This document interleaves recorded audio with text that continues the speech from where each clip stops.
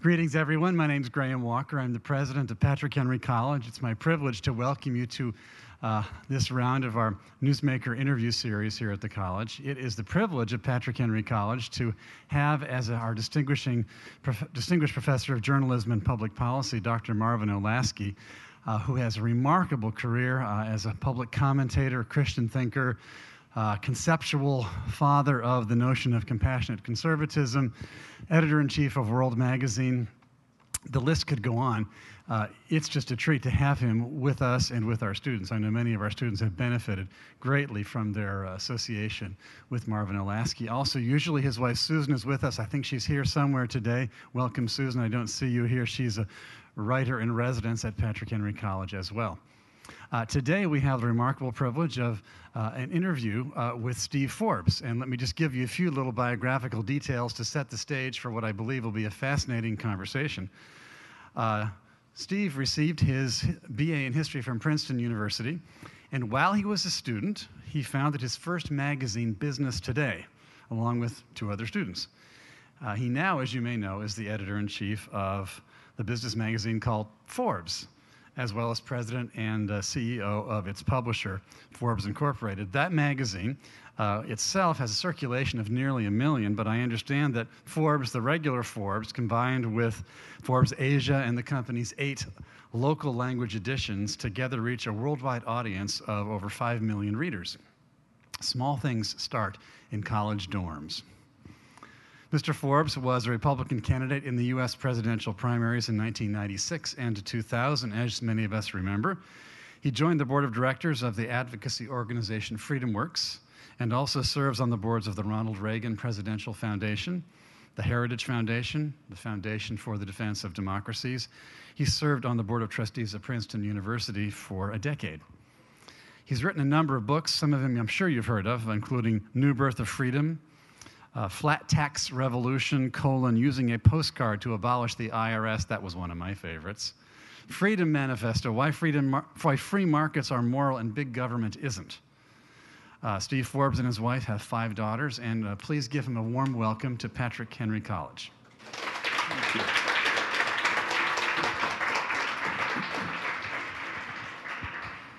Well, thank you all for coming. We're going to be discussing mostly in the next hour the ideas in this good book here that Steve wrote, Freedom Manifesto. But first, I want to ask just several questions about growing up and then your career. First, the Beatles sang "Money Can't Buy Me Love." Were they wrong? They were not wrong.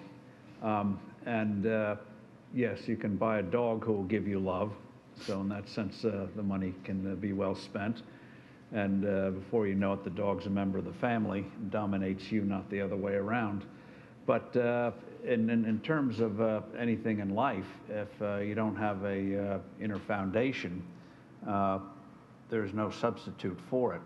And there's no formula for it, which is why we have rich literature in the world. Certain themes recur again and again and again, precisely because there is no paint by the numbers on how you do things right in life in terms of in marriage and anything else, raising kids. I mean, most of you haven't had the opportunity to raise children yet, but I'll just give you a piece of advice on that, something my father passed on to me and to my siblings. He said, you know you're a successful parent when you become an embarrassment to your children. It's just inevitable. Some unsuccessful parents also. And as a parent, 2 words you get used to very quickly are no, and then as they get older, you don't understand. Just be prepared. Yeah. None of you have ever said that to your parents, I suspect. Okay, second question. Okay, you went to Princeton, and so did F. Scott Fitzgerald, famous writer. 100 years ago, Fitzgerald started at Princeton. And he wrote a number of things about folks who were affluent, folks who were poor. At one point, he has one of his poorer characters saying that the rich are, quote, cynical where we are trustful, end quote. So my question, I mean, you grew up in affluent circumstances. How do you avoid cynicism or suspicion about people who show friendliness, but they're doing that because they want to get something out of you? Well, first, a couple of things. Fitzgerald, great writer that he was, didn't get everything right. Human nature is the same, regardless of your circumstances. And as for people and being nice to you, my father said, take it at face value. If they're nice to you, don't be suspicious of it. Let them prove that it was superficial. Otherwise, you go through your life always looking for the underside. And if you look hard enough, you can find it with anyone. So life's too short to always try to question other motives. Just make sure you know where you're going, and you'll learn as you go. You'll get a sixth sense of what strikes you as real and unreal, and it'll be a continuous journey. You'll never get the ultimate answers to that in terms of being able to figure out somebody, and people change as circumstances change. You read Lord Jim, moment of moral cowardice, and spending a lifetime trying to redeem or overcome that. Times of great stress can bring out the worst and best in people. So just know life is not a smooth course, and you're gonna have the inevitable ups and downs. And one of the things you learn, whatever position you occupy, is true of leaders as well. You're not a master of the universe. Sometimes you learn circumstances are beyond your control. No matter how smart you are, no matter how on top of your game you are, you're going to get hit with curveballs.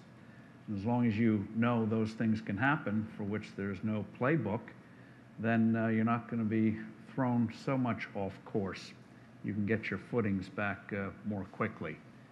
And one of the things they don't teach at most schools is, or at least warn you, is when you graduate, you've spent your whole life in an academic atmosphere. Things are very defined. You know how you're doing or not doing. And even though you get a lot of vacation, you know at certain points you're going to be doing certain things. And suddenly you graduate and it's amorphous. One, you learn you don't have vacation anymore. 2 weeks suddenly doesn't seem like a lot. But in terms of the work you take, if you're not, assuming you've finished your studies, how are you doing? Yeah, you might get an annual review, get reviewed every 6 months, but it's not the same as knowing in a particular course you were graded on a certain paper. You don't know day to day. It takes you a while to get used to this new, given what you had before, undefined world. Even if you worked in the summer, that was again, defined period of time. You do it, and then you go back to school. When you're out in the workforce, it's on forever. So don't be too discombobulated. And in terms of rich, how do a lot of people get rich? In Hollywood movies, you do it by killing your customers, polluting water and all that kind of thing. But in the real world, it's often having faith in the future, putting together teams who work together, and you're the last one that gets rewarded. You got to pay your workers, pay your suppliers, keep your creditors happy, your financiers happy, and then if it works, then you get something. But otherwise, you're last in line. And one of the things we discuss in the book about free markets is, contrary to Hollywood imagery, most novelist imagery, including occasionally F. Scott Fitzgerald, who had something of a chip on the shoulder, is that in terms of free markets, it does develop faith in the future. If you didn't have faith in the future, you would just be living for the moment. And so it does bring about and it reduces barriers to humanity. You may not love your neighbor, but you sure want to do business with your neighbor. And we take it for granted, not to digress too much on the question, but we take it for granted in this country that if you start something, you want to get the best people possible. You get as much talent as you can. And that's fairly new in human affairs. It wasn't until very recent times you'd trust anyone beyond your immediate family or your village or ethnic group. Just couldn't do it. but commerce does break down those barriers and have people interact in ways that wouldn't have happened otherwise. And we see it in the global economy we have today. Hugely complex supply chains. And just one final example. You take your iPhone, comes to this country, it's assembled in China with $171 worth of parts. There you go. Out of the $171 worth of parts, only 6.5 are actually manufactured in China. The rest are assembled around the world. Germany, Japan, Malaysia. $10 of those parts come from the United States. So we make them here, ship them to China, assembled in the phone, and it comes back here. So extraordinarily complex supply chains. And if you ever have time, you should read, it was written back in the 50s, a little essay called I, Pencil, about what it takes to make a pencil. Seemingly simple thing as a pencil. The different woods, how you make the eraser, the materials that go to hold the eraser, just things we just take for granted, immensely complicated. But commerce makes it possible to have that specialization and have people work together without you even knowing each other. And because no one's in charge, no one realizes what an extraordinarily complex and miraculous thing that happens when you put something together. But because it happens, we take it for granted. Like with an iPhone, whole world at your fingertips. That was science fiction 30 or 40 years ago. Amazing. Yeah. By the way, that is a good essay. I, Pencil is by a fellow named Leonard Read, R-E-A-D, and it's available on the internet, and I recommend it to all of you. And also, talking about reading for a moment, I mentioned Fitzgerald. You mentioned Joseph Conrad, Lord Jim. Any novels that have influenced you or that have really gotten you thinking about things that you'd want to recommend to these students? Novels. Well, I have to confess, my fiction reading literature professors perhaps wouldn't approve of. I like mysteries. Coben and Kellerman, Sue Grafton, a whole bunch.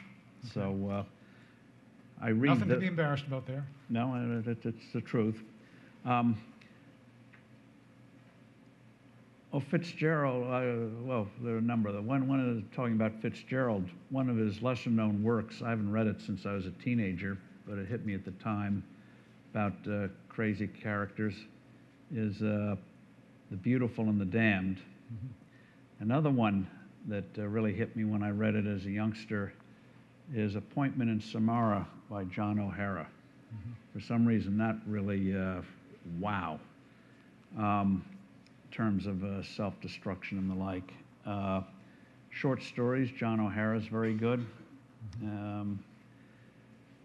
Again, not much appreciated today. But John Galsworthy I liked, Man of Property, mm-hmm. Some of his earlier books, talking about social norms. Uh-huh. But it's mostly fiction that I read, I mean nonfiction. Some of the economics books qualify as fiction, but that's another subject for another time. Okay. Let me ask a couple other career questions. In 1985, President Reagan appointed you head of the Board of International Broadcasting, which was responsible for Radio Free Europe, Radio Liberty, and so forth.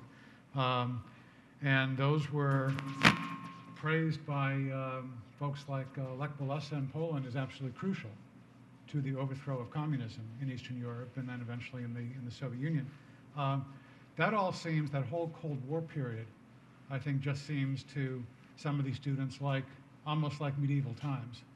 I mean, a whole different thing. Could you just talk a little bit about what it was like growing up in the Cold War and then actually being a leader in trying to get messages of freedom to people in Eastern Europe? Well, when I was growing up, it was a given that our adversarial contest, whatever you want to call it, with the Soviet Union was a permanent part of life. And the reason was nuclear weapons. The two countries, if they could avoid it, weren't going to go to war. We almost did it in 1962. But if it hadn't been for nuclear weapons, we probably would have had a hot conflict But the prospect of mutual annihilation made it that the competition was going to continue in other ways. And so Reagan, by the way, was one of the only serious leader in the U.S. who really believed that you could bring this thing to a conclusion. And when you read the history of Soviet communism in general, and see how much blood was shed because of those totalitarian systems, hundreds of millions of people killed, hundreds of millions of more had their lives blighted and destroyed and stunted, that the thing could end with a whimper and not what we had at the end of World War II, where it was just massive bloodshed before Nazism was brought down, would have seemed inconceivable. So that was a permanent part of life, our adversarial relationship with the then Soviet Union. And one of the things that interests me in Radio Free Europe, Radio Liberty is the power of ideas. The budget of those two radios was a rounding error in Washington. And yet we had to fight all the time for survival. But in essence, the whole point of those radios, it's hard to appreciate in this internet era, but the whole point of radio broadcasting was to break the monopoly of information of the totalitarian governments. The only way it's more easy for governments to control people if they determine what you see, what you read, what you hear. And one of the things, there's a book out now by Ann Applebaum. She's with the Washington Post, but amazingly writes these great books. She has just written a book about the Soviet takeover of Eastern Europe from the end of World War II to the mid-1950s. And one of the things that the communists did when they wanted to move in on a country, they found it very important to control radio. Very important to control what outside information you could get. And they genuinely believed for a while that if they could control that, they could remold people. They could remake human nature. And so it was a perverse ideology, murderous, but road to hell, you all know the phrase. And in terms of what Radio Free Europe and Radio Liberty did was break that monopoly of information. And what they did was what is called surrogate broadcasting. That is, the programming would be as if we were a domestic radio. That if you had a radio station in Poland, what kind of programming would it have? If you had it in Romania, what kind of programming would you have? So the thought was that with these radios, even though fighting the Cold War became passé in the late 60s, it was thought that if you're overtly anti-communist, you're somehow a Neanderthal. Amazing, given the system, that people had this attitude, especially in the higher intellectual circles, to be blunt about it. But with these radios, we would battle each day. With weapons, you hope you don't have to use them. With ideas, you can fight this each and every day. And so we had to overcome jamming. We had to overcome some of the crazy things that our own broadcasters would do from time to time, all the personnel problems you have. But one of the key things that these radios did, and the literature that it was able to bring together from dissidents, is to give people the feeling they were not alone. That is critical when you fight something evil, is you're not alone. Because if you feel you're alone, it's much easier to feel isolated and break you down and discourage you and destroy your morale. So one of the key things through broadcasting, people knew there are others out there, knew what they were writing, knew what they were trying to do. And ultimately, it worked. And the Soviet Empire collapsed with a whimper, starting in 1989 and then finally disintegrated in late 1991. So ideas matter. They do shape how people see the world. They are the lenses through which you see the world. And if you get the ideas right, then ultimately policy will follow, personnel will follow, and what seems new and unusual becomes passé and conventional wisdom. We were talking at lunch, and thank you for my free lunch here. Times are tough, so you take what you can. But one of the things we were discussing at lunch is what I think is going to be a change in how economics is viewed. And even conservative economists still, I think, look at economics through what you might call a pre-Copernican frame of reference. And I won't bore you with it. I hope you have some coffee there if we get into this too much. Give you some caffeine.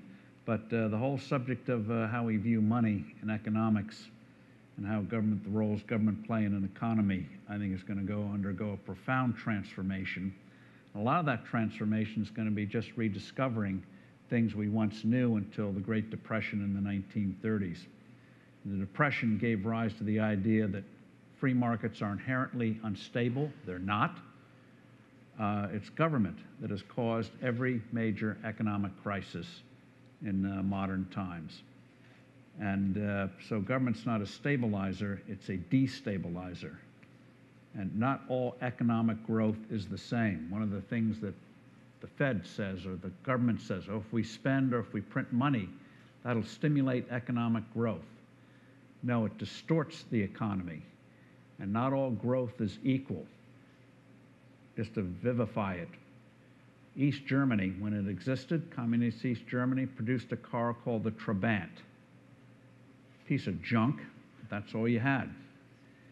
Western Germany produced cars like BMW and Mercedes. Yet on paper, Trabant represented economic growth. Mercedes represented economic growth. In economist's eyes, their numbers, the same. In the real world, not the same. So those of you who love the environment, there's a huge difference between government steroid growth and genuine organic growth that comes from you from making your own choices in the free market. Huge difference. Growth is not, how economists define growth is not equal.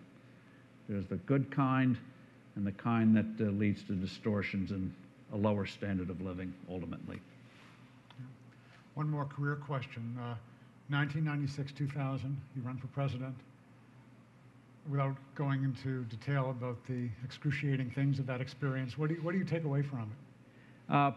What I take away from that experience is that for all the, this will sound Pollyannish, but I think it's true, for all the junk culture we have in this country, and the crazy reality shows and all that crap out there, there's still a very, and the undermining, Charles Murray and others, the undermining of what's happened to many people in the last 50 years, there's still a very real basic strength in this country. You've got one example of it after 9/11, the reaction to that.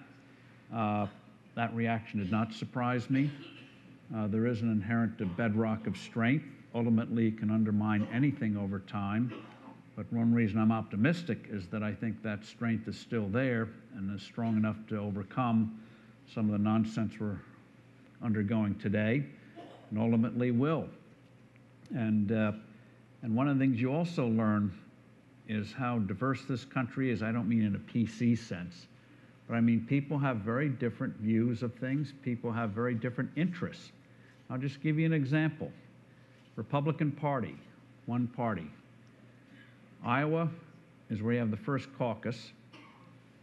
New Hampshire is where you have the first primary. This is a generalization, numerous exceptions, but it still holds true. In normal times in Iowa, Republicans there, their primary focus is on what we call social issues. In New Hampshire, generalization, really couldn't care less about social issues. It's economics. Don't tax me. Leave my guns alone, and we're fine. So, same party, same country, same language, two very different set of priorities. Two very different set of priorities. So you learn this country when people say, how can anyone think like that? Or does anyone really have those views? Yes, they do in certain parts of the country. So when I'd go to a suburb and they'd get on the issue of life, they say, how can anyone believe in, blah, blah, blah, Jerry Falwell, blah, blah, blah. And I would think, and I'd hear in other parts of the country, how doesn't people don't get life begins at conception? So very diverse country. And what keeps this conglomeration together is a shared set of ideas and ideals. And if those are shattered, this country will shatter from within, not from without. What Tocqueville called soft tyranny, which we're undergoing today. I mean, I semi-joke, going back to, we have our offices in New York, I live in New Jersey. I'm going back on the train. I have to be sure that when I get off the train, I don't have a bottle of Coca-Cola above 16 ounces. It's illegal now to sell liquids in New York in a container 16 ounces or more if it has sugar in it. So a little bit of tea, a little bit of sugar, banned substance in New York. Now, I don't know if they've trained dogs yet to sniff out big bottles of Coke, but that's the kind of soft tyranny that just undermines a society. And we've got to fight that kind of big stuff, big tyranny, but this soft tyranny, all these little things they put out there for our own good. And maybe some of it is for our own good, but a lot of things in terms of personal responsibility we have to learn to do ourselves, make those mistakes and learn to, as they said in the early 19th century, if you want a self-governing nation, you have to have self-governing individuals. And that comes from oftentimes a hard experience. But you don't want the nanny saying, do this, don't do that. Basic things, yes, but a lot of it got to get from our own families, not from politicians. Let me ask one other question about 96 and 2000. I've read, and please correct me if I've been misinformed here, but I've read that in 96, either abortion wasn't an issue for you or you were on the pro-choice side in some way, and in 2000 you were on the pro-life side. Yeah, correct me. 96, my primary campaign issue was the flat tax, which sadly our federal income tax code is still an issue today. It just gets worse and worse. But I was pro-life in 96. What I tried to do in 96 was to frame the issue in a way that I thought would break the deadlock we've had since '73. And that is to make the case, it's not enough to say you're for a constitutional amendment, not enough to say you want to overturn Roe v. Wade. We're trying to make the case, you have to learn to persuade people and move this issue each step of the way. Otherwise, the trenches remain and we don't move the issue. And what I thought in 95, 96 was that very, very late-term abortion would have been was a prime issue to start to get people to see that this is a taking of a life. That if you do it very late, well, it also means the same thing very early. And you'd never know it from the mainstream media, but most people in this country would support restrictions after early term of pregnancy. And to me, that's progress, because yes, the baby looks more like a human later in a pregnancy than in the early part, but that to me leads to a certain logic. Yes, but it begins with that single cell. And so I took the approach, try to persuade step by step, and recognize most people don't see it the way I might or others might. You have to bring people along. It's frustrating, but if you don't take the attitude of bringing people along, you may be right, but you're not going to move the needle, so to speak. And yes, the law can be a great teacher, but to change the law, you have to bring people along, or it becomes a dead letter. And the classic example of the 14th and 15th Amendments to the Constitution, passed during Reconstruction in the 1860s, in terms of civil rights, absolute dead letter until after World War II, when the civil rights movement started to change opinions. Then those amendments came to life again. You mentioned several things then in this book. One concerning, well, you spoke just a few minutes ago about government-caused economic problems. And you deal here with the housing bubble, and then the financial quasi-collapse of 2008. And a lot of, in the mainstream media, a lot of the discussion of that has been, well, this is a problem of capitalism, this is a flaw of free enterprise, if only we had more regulation. And I think you point out, actually, that this was a government-caused problem. Perhaps you could explain that.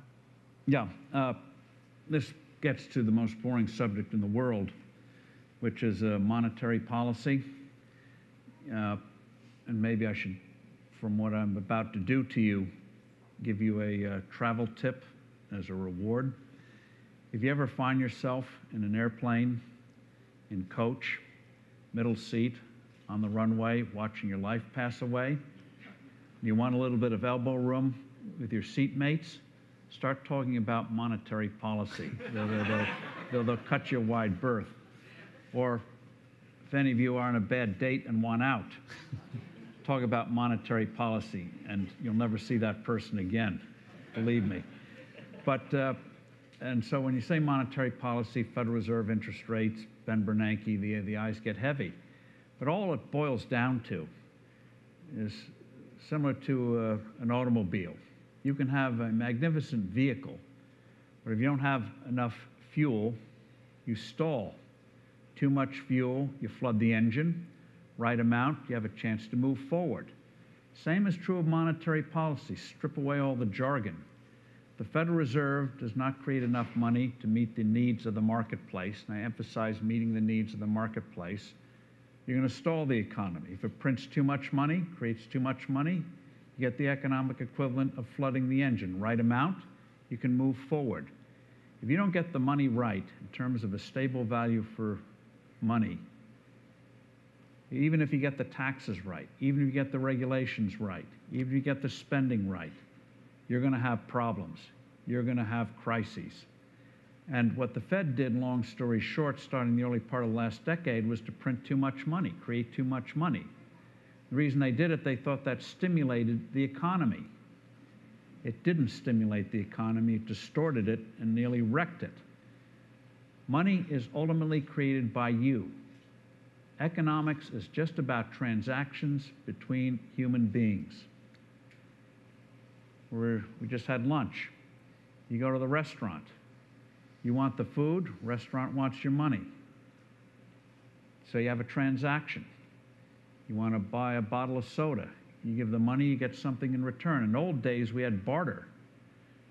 So you had to exchange physical things. So if I sold an ad in Forbes 3,000 years ago, how would I get paid?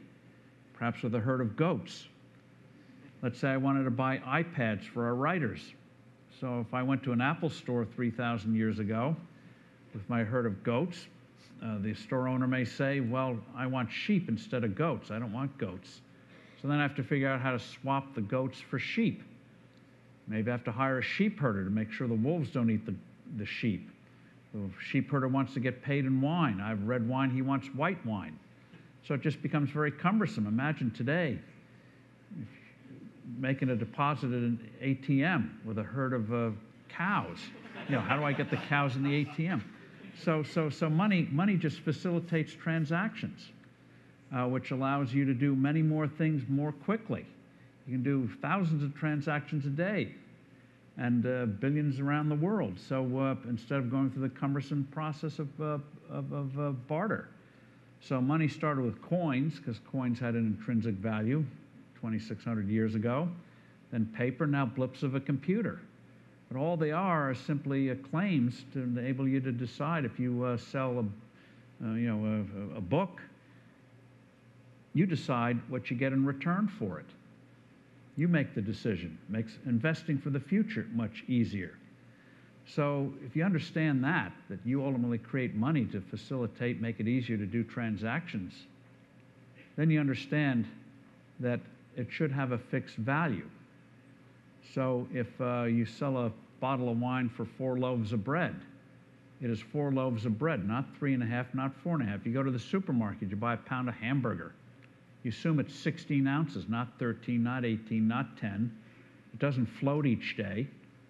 It's fixed at like 5,280 feet in a mile. It's just a fixed measure makes life a lot easier if you know have fixed measures of value, fixed measures of weights. Imagine what your life would be like if the government did to clocks what it does to money. You know, you have 60 minutes in an hour. Imagine if they floated clocks. So you have 60 minutes an hour one day, 42 the next, 88 the next, 22 the next. Imagine how difficult your life would be. Let's say somebody hires you for, an hour's work of work, 20 bucks. You have to figure out, is that a Patrick Henry hour, a Bangladesh hour, New York hour? Let's say you're baking a cake. It says bake the batter for 45 minutes. You have to figure out, is that an inflation-adjusted minutes? I mean, just makes life easier. And so when the Federal Reserve started to fool around with the value of money, what happens? Suddenly you get less investment, because instead of looking to the future, you're worried about preserving what you have. Whenever you get the question, should you invest in gold? That means there's something wrong with the economy. Unless you're a jeweler or a miner, gold miner, why would you invest in gold? You do it because you don't trust the value of the currency. So it misdirects investment. Suddenly you buy a lot of land. Why? Well, land is hard. Buy a lot of houses. So in the 70s, we had a housing boom, artificial. So you got a huge bubble in housing. It collapses. So not only is capital destroyed and misdirected, but it doesn't go to things that might have been very useful, like curing some more diseases. And so we all end up the poorer for it. When you realize that you create wealth, not government, then you realize that when government spends money, where do they get the resources? They get it from you, through taxing, borrowing, or printing of money, which is another form of taxation. So they're taking resources from you, putting it through the political sausage factory, and then spraying it out for, if they take a cut, for their own reasons, for their own constituencies. So, so that's why we got the crisis, and that's why we're having the troubles today, and that's why wages in this country don't go as far today as they did 10 years ago, and people sense that they're on the treadmill, and the treadmill is winning is the right sense. Whenever you undermine the value of money as a fixed measure, most people lose out. Some gain from it, but most lose out. And that's what we have today. Money, they say money is virtually free, 0% interest. The U.S. government, deficit without tears, yeah, it is virtually free money. Fed just prints it up for you. But if you're a small or medium-sized business, very, very dicey whether you can get access to a line of credit or whether you can get more credit to expand your business. So government makes out like a bandit. And they are robbing us now by what the Fed is doing. Long answer, but if you don't understand the money part, we're going to continue in this rut, and it's going to be a very increasingly destabilizing and destructive rut. We'll go to questions from you all in just a moment, but I'll ask one more, since I didn't see eyes glazing over as you explained this, and so let's try another one, which might lead to eyes glazing over. Thank God there's coffee over there. That's right. You write here about the importance of for the future of the United States of shale gas and fracking, so forth. Maybe you could explain why they should care about fracking, and while you're doing that, they can think about questions they want to ask. Well, fracking is a shortened word for hydraulic fracturing, which is a form of getting natural gas out of shale rock. And everyone's known for a zillion years that kind of rock has natural gas. But there was never an economic way to get it out. A number of years ago, and this is one of the virtues of free markets, is it allows creativity and innovation from the most unlikely or even likely sources, no matter what your background.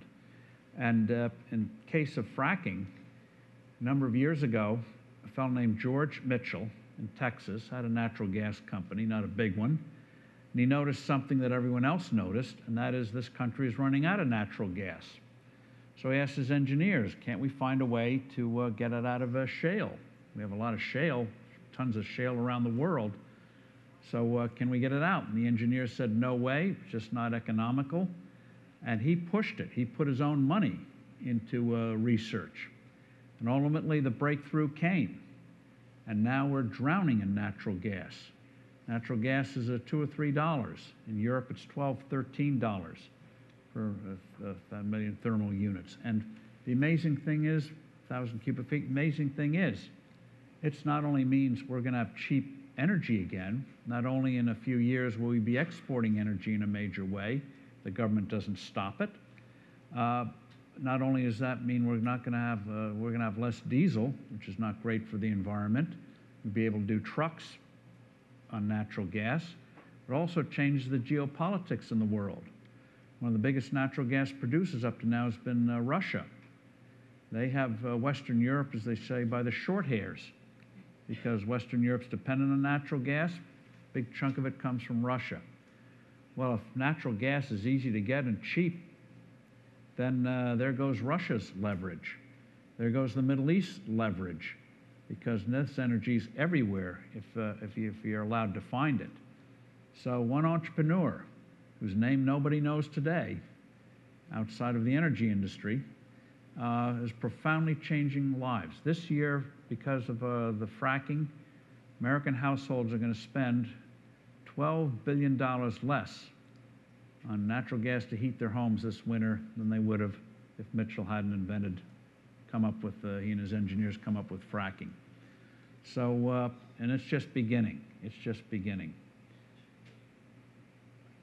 Questions? Creativity comes from free markets. Not perfect. People are not perfect. But. Questioner back there. With regard to natural gas, what does the existing oil industry have to say, or what's their direction? What are they doing? Well, one, they're getting into natural gas, and but two, they've made breakthroughs in drilling, able to revive fields that looked like they were dead. And one of the advantages this country has is we're one of the only countries in the world that allow you to own minerals. Many countries allow you to own land, but not the minerals under the land. And so if you discover oil in your backyard, by golly, you're going to do very nicely. They allow you to drill it. And whereas in Mexico's geology is much like our Southwest. They don't produce a fraction of the oil and gas they should, because it's a national oil company, Pemex, and if you discover oil, the government comes in and takes it from you. So there's not much incentive to do what we call wildcatting in this country. It's not just Mexico. Germany and France and England don't have the same mineral rights we have here.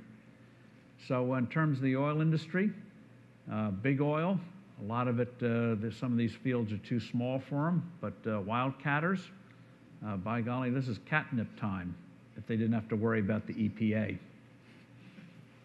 Another subject.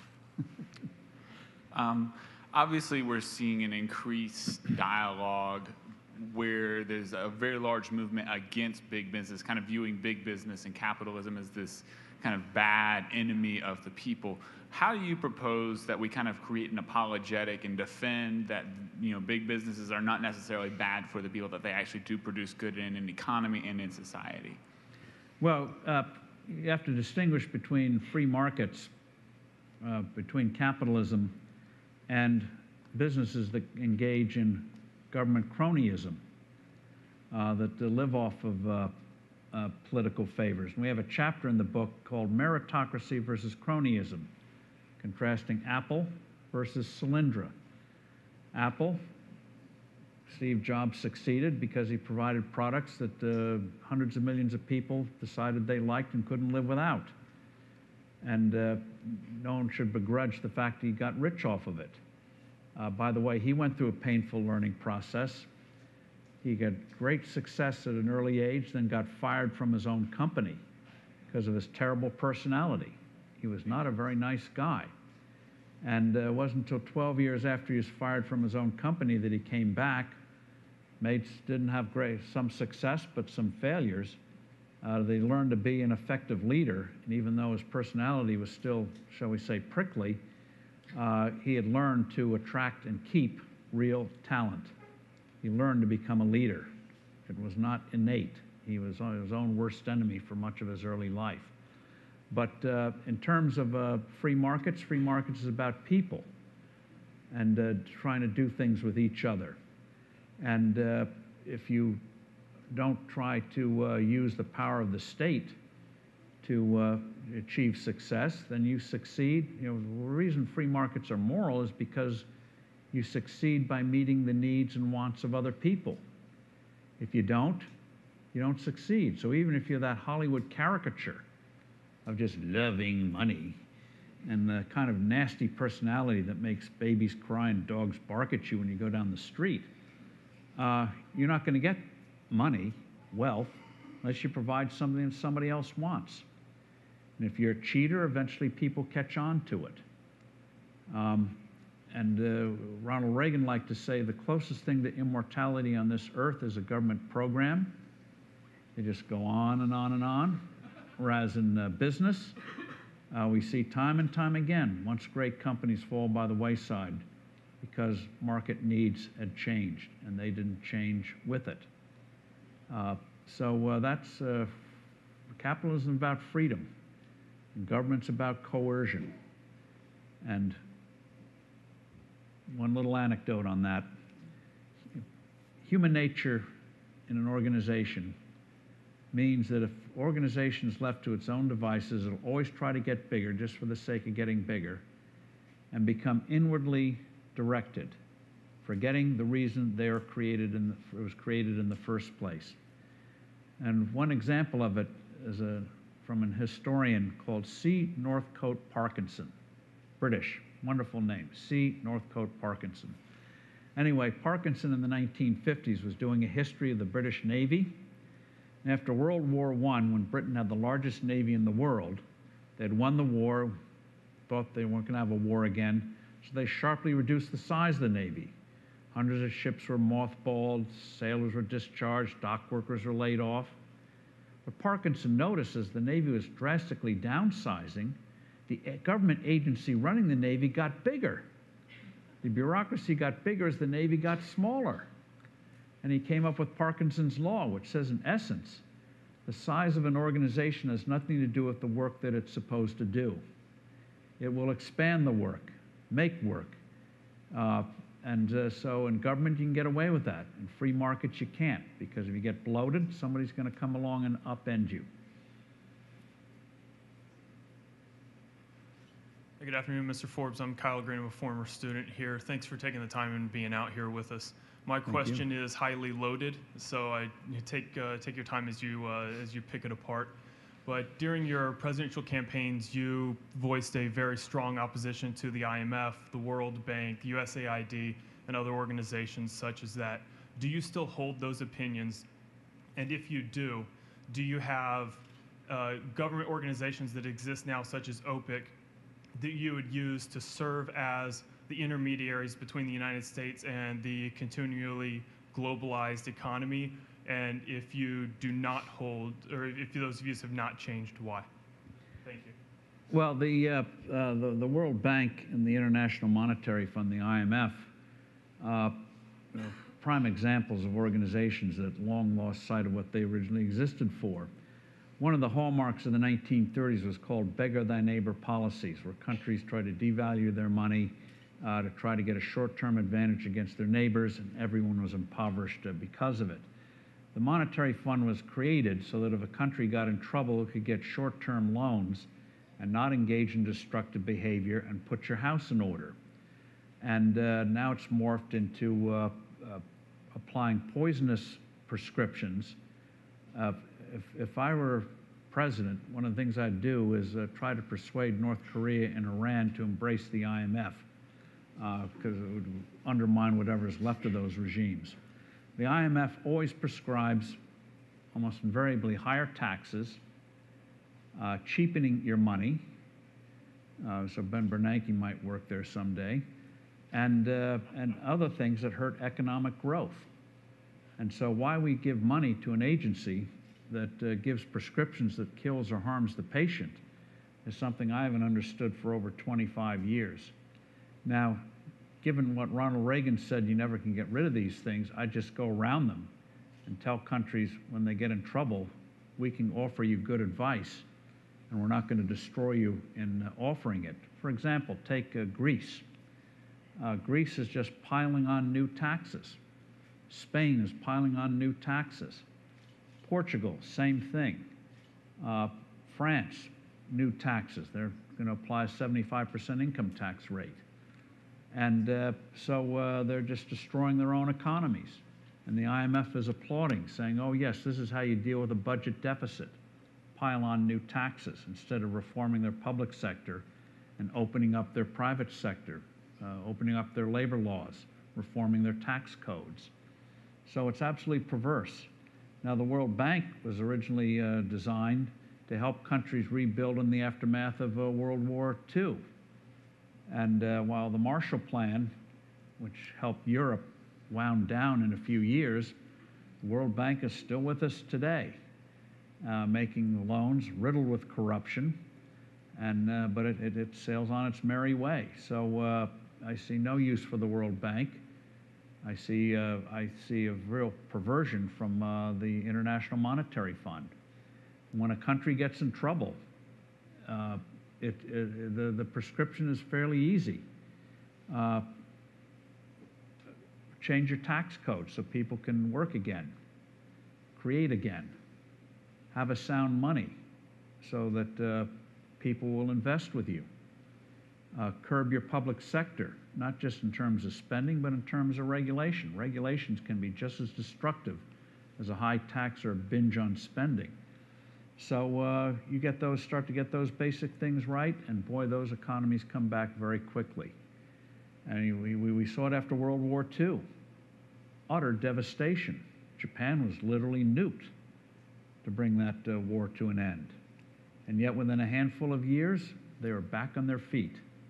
As long as you have the mind, you can suffer physical destruction. If you have the human mind, which is the ultimate source of wealth, you can get back on your feet even from the worst kinds of disasters. Human spirit is very, very strong if you allow it to be. So yeah, I'm not unrealistic enough to think we can get rid of them, but by golly, I would certainly undermine their influence and have the counter ideology on how you get back on your feet. And the thing is, I think I'd win that contest, and you would too if you fought them, because most people don't like the idea that you must suffer to gain. Maybe in getting in shape, losing a little weight, yes, but in terms of an economy, getting out of the way, people will put it back together pretty quickly. Good afternoon. I'm not a student here, but I had a question, a rather provocative question. How do we save the Republican Party from old white men who don't know about women's reproductive systems? Well, using generic, the amazing thing about parties in this country, the two main parties, is they always resurrect themselves when they suffer a series of election losses. I'm old enough to remember in the early 60s, the Republican Party, after the 64 election, looked like it was on its way to oblivion. Same thing in the mid-70s, then along came Reagan. The Democratic Party did very badly in the late 80s, early 90s, even though Clinton won an election, was always less than 50% of the vote. The Democrats lost Congress in '94, never regained it for another dozen years, and yet the party came back again. So parties do come back, they do make changes, and they do come back. And again, I don't know if you hear from my earlier remarks, in terms of an issue like life, there are very real divisions in this country, even though not nobody, but very few want to discuss it in the public square. There are very heartfelt divisions on it. And if people ever ask me in terms of politics, I say, state your view. Don't try to hem and haw on it. State your view. Some will be with you, some will be against you, but don't try. It's not an issue you can obfuscate. That's and not the answer. not the answer you want, but it's the proof. What about the legitimate rape? Oh, yeah, you get nutcases. Yeah, it's not stupid statements are not the monopoly of old white men. Every age group is capable of them. Every race and sex is capable of them. And in terms of stupid statements like that, or insensitive statements, look what happened to those candidates. In Missouri, the Republicans had an easy victory. They lost by a landslide. So when it comes to primary time, pick candidates who can hold themselves in the public square. Goes for the other side too. They don't get as much publicity when they say some of their idiot blatherings, but believe me, it's not a monopoly of one party.